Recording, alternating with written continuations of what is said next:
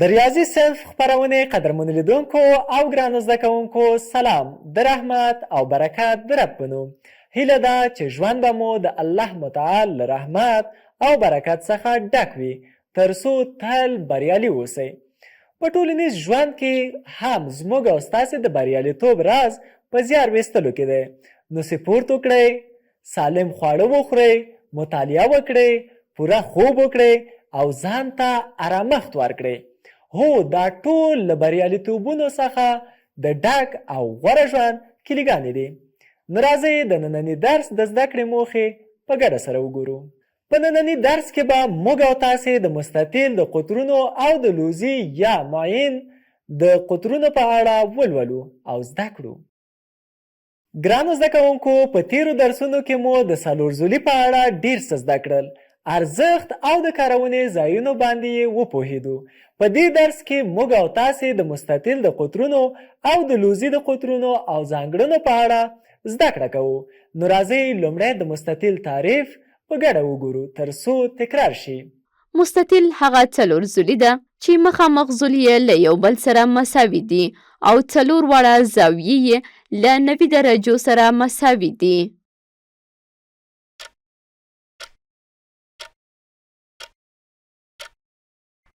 ډیر ښه.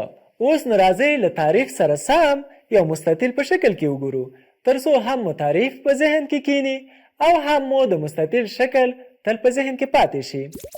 اوس تاسې یو مستطیل وینئ چې د هرې زولې مخامخ زولې ورسره مساوي او موازي دي او څلور واړه زاویې 90 درجې دي. په دې مستطیل کې د ای بي زوله له سی ډي زولې سره مساوي ده او ای سی زوله له بي ډي زولې سره موازي او مساوي ده او د ای زاویه، بي زاویه، سی زاویه او ډي زاویې قایمه دي.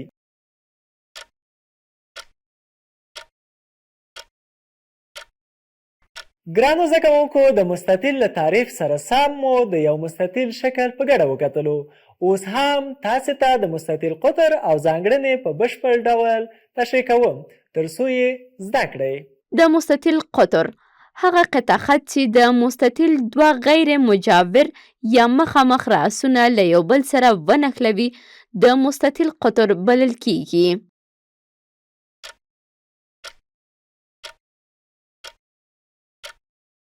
ګرانو زده کوونکو، راځئ اوس هم د مستطیل د قطر له تعریف سره سم د مستطیل قطر په شکل کې وګورو. قدرمنو لیدونکو، لکه څنګه چې په ای بي سی ډي مستطیل کې ګورئ، ای ډي قطع خط د دې مستطیل قطر جوړوي، یعنی د ای او ډي دوه مخامخ راسونه له یو بل سره نښلوي.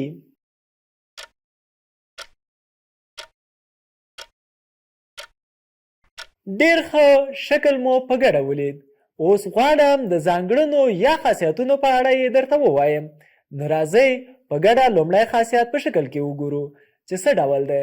په لومړي خاصیت کې د مستطیل قطر یو مستطیل په دوه انطباق منونکو مثلثونو باندې ویشي. ګرانو زده کوونکو، لکه څنګه چې وینئ په دې ای بي سی ډي مستطیل کې ای ډي قطر رسم شوی دی او مستطیل یې په دوه ای بي ډي او ډي سی ای مثلثونو باندې ویشلی دی چې دا دوه مثلثونه سره انطباق منونکي دي.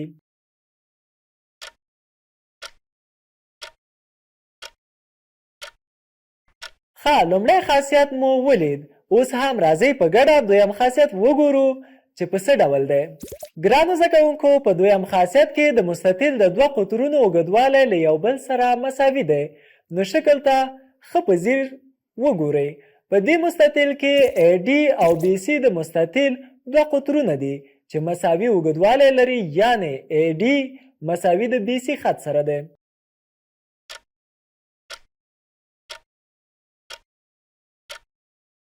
اوس نو راځئ چې لومړی دریم خاصیت وګورو او بیا یې په اړه خبرې وکړو. دریم خاصیت د مستطیل د دوه قطرونو د تقاطع ټکی د دوه قطرونو د میانې له ټکي څخه عبارت دی. یعنی په دې ټکي کې دواړه قطرونه یو بل سره په دوه مساوي برخو ویشي.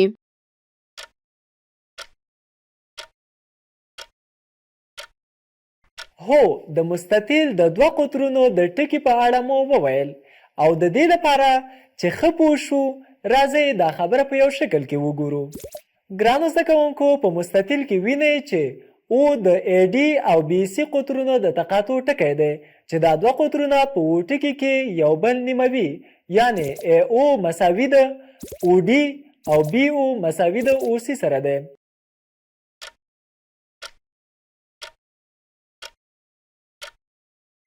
قدرمنو لیدونکو او ګرانو زده کوونکو، هیله ده تر دې ځایه د کومو درې خاصیتونو په اړه چې مو وویل ښه ورباندې پوه شوي وئ. نو راځئ په ګډه څلورم خاصیت هم وګورو چې په څه شکل دی. څلورم خاصیت د دوه قطرونو د تقاطع ټکی د مستطیل مرکز جوړوي. په څلورم خاصیت کې مو ولیدل چې د یو مستطیل د قطرونو د تقاطع ټکی د مستطیل مرکز جوړوي. هو لکه څنګه چې مو په مستطیل کې ولیدل، په دې مستطیل کې او ټکی د ای ډي او بي سي دوه قطرونو د تقاطع ټکی دی. له همدې امله د دې مستطیل مرکز هم د او ټکي کې دی.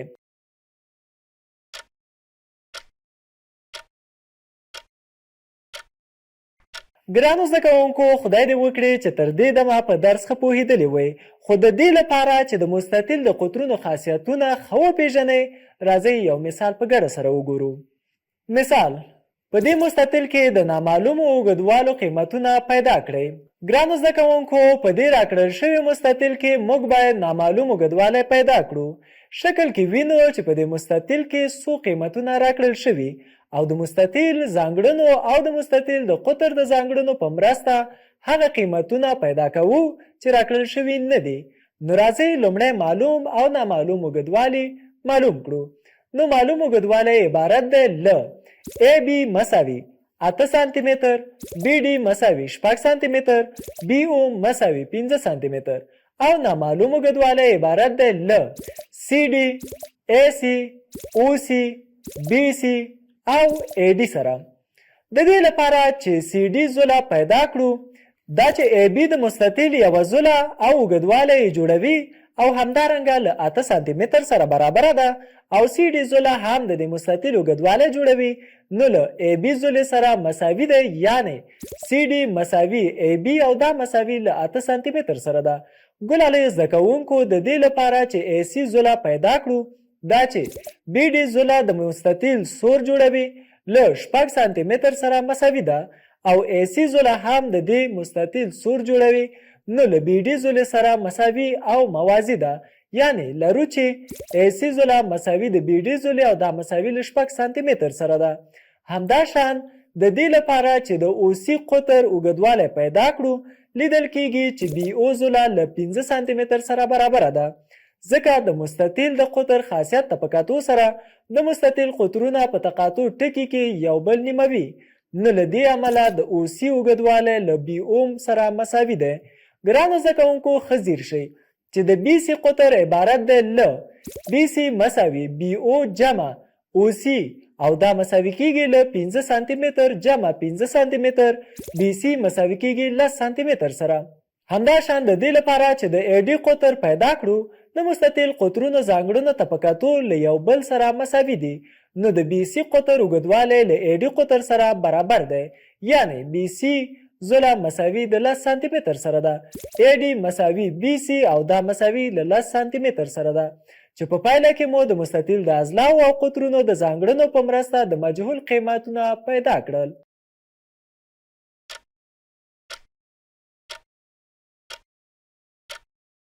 قدرمنو لیدونکو او ګرانو زده کوونکو، موږ او تاسې د مستطیل د قطر او ځانګړنو په اړه یې وپوهېدو. اوس نو راځئ د خپرونې په دوام کې د لوزي د قطر په اړه ولولو او زده یې کړو، خو لومړی باید لوزي تعریف کړو چې څه ته وایي. نو راځئ د لوزي تعریف وګورو. لوزي هغه څلور زولي ده چې ټولې زولي یې له یو بل سره مساوي او موازي دي او مخامخ زاویې یې یو بل سره مساوي دي.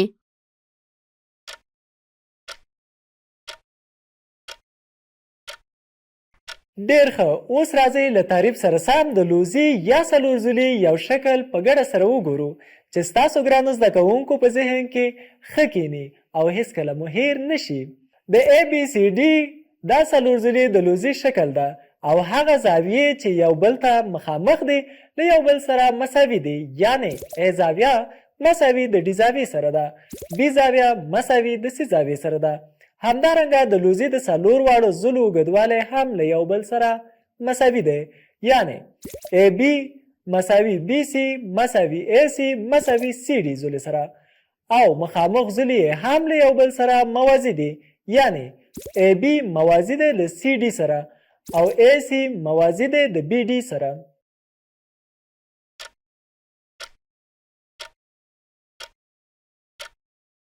د ریاضي صنف خپرونې قدرمنو لیدونکو انشاءالله چې تر دې دمه به په درس ښه پوه شوي وئ. اوس نو راځئ چې د لوزي د قطر په اړه هم ولولو او تاسې ګلالي زده کوونکي یې هم ښه زده کړئ. د لوزي قطر هغه قطع خط چې د لوزي دوه مخامخ راسونه سره ونښلوي د لوزي قطر بلل کیږي.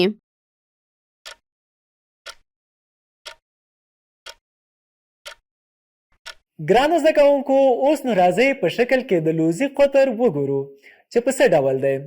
لایقو زده کوونکو لکه څنګه چې وینئ د ABCD لوزي یوه څلورزولي ده او AD قطع خط چې د A او D دوه مخامخ راسونه سره ونښلوي د لوزي قطر دی. همدارنګه د BC هغه قطع خط دی چې د B او C دوه مخامخ راسونه سره نښلوي چې د لوزي قطر دی. هغه لوزي چې دوه قطرونه لري په یو ټکي کې یو بل سره قطع کوي.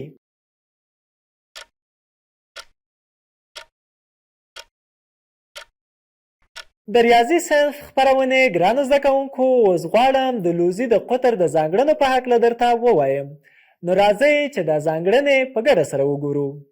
لومړی خاصیت د لوزي قطرونه د تقاطع ټکي کې له یو بل سره عمود دي.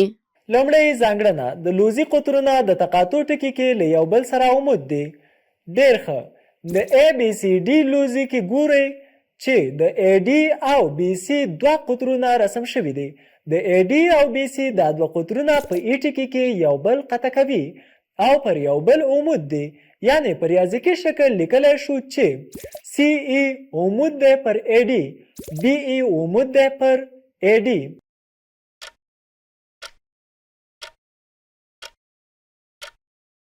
قدرمنو زده کوونکو دا لومړی خاصیت و چې په ګډه مو ولید. اوس هم راځئ چې دویم خاصیت په ګډه سره وګورو. دویم خاصیت د لوزي قطرونه یو بل نیموي. دویم خاصیت د لوزي قطرونه یو بل نیموي. ډېر ښه. د ABCD لوزي کې ګورئ چې د AD او BC دوه قطرونه رسم شوي دي. د AD او BC دا دوه قطرونه په ای ټکي کې یو بل قطع کړ او په دې ټکي کې یو بل نیموي. یعنې په ریاضیکي شکل یې داسې لیکلی شو AE مساوي د ED، CE مساوي د EB.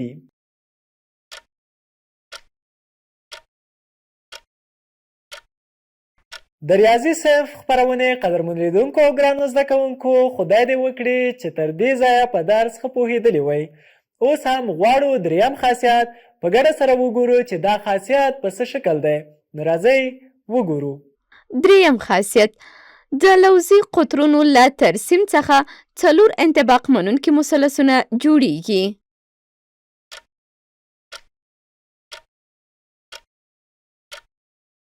ښه، دریم خاصیت مو ولید. اوس نو راځئ چې دا خاصیت قدم په قدم په شکل کې وګورو تر څو ښه ورباندې وپوهیږو. ګرانو دوستانو په ABCD لوزي کې ګورو چې د AD او BC دوه قطرونه رسم شوي. د لوزي دننه د دې دوه AD او BC قطرونو له رسم کېدو څخه څلور مثلثونه جوړ شوي چې دا څلور مثلثونه له یو بل سره انطباق منونکي دي. لکه څنګه چې لیدل کېږي د لوزي دننه یو، دوه، درې او څلور مثلثونه جوړ شوي چې له یو بل سره انطباق منونکي دي. یعنې په ریاضیکي شکل لیکلی شو چې ABE مثلث انطباق منونکی د ACE مثلث او دا انطباق منونکی د DCE مثلث او دا انطباق منونکی د DBE مثلث دی.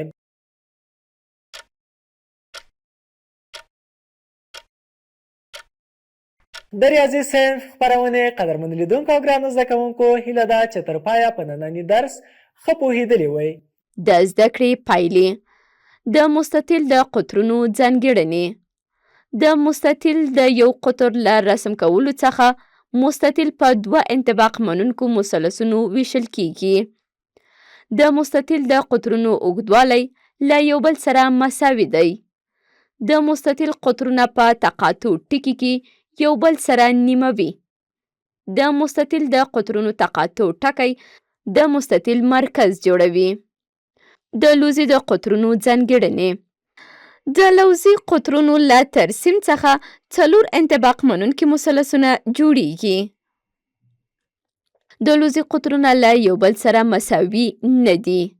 د لوزي قطرونه یو بل نیموي. د لوزي قطرونه د تقاطع په ټکي کې له یو بل سره عمود دي.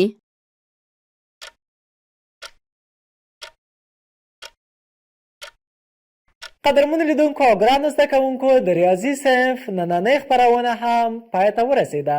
تر بیا چې ستاسې چوپړ ته حاضرېږم، تاسې ټول په لوی او بخښونکي خدای سپارم. الله مو مل.